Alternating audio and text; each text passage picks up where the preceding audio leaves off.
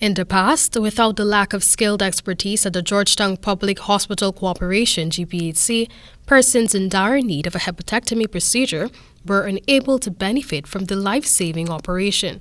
A hepatectomy is a surgery to remove all or part of the liver. However, with the input of the Chinese Medical Brigade to Guyana, which arrived last week in the country, this was made possible. Head of the brigade and a hepatobiliary surgeon, Dr. Duan Yunfei, sprung into action last Thursday and successfully removed the malignant mass from a gallbladder. It was the first surgery of its kind to be done at the GPHC. Now there is a glimmer of hope for other patients since, according to Dr. Yunfei, he plans to transfer his knowledge and skills to local doctors. Reflecting on the surgery last Thursday, Dr. Yunfei said that if there are more advanced instruments readily available, doctors will not only be able to perform more operations, but would be able to do so using the laparoscopic technique. This is a minimally invasive surgery done through one or more small incisions using small tubes and tiny cameras and surgical If we have more instruments, more advanced instruments, for example, ultrasonic scalpel, ligature, then maybe I and Ramcharan, we can do laparoscopic hepatectomy. Okay.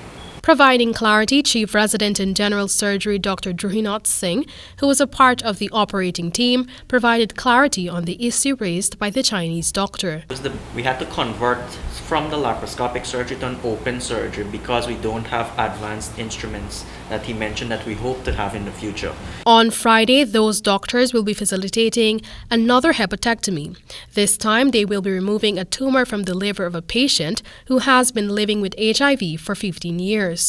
Meanwhile, marking another milestone at the GPHC, an adrenalectomy was also performed laparoscopically last Thursday. Dr. Himraj Ramcharan believes that the doctor's recent successes paved the way for more to be done using the laparoscopic method.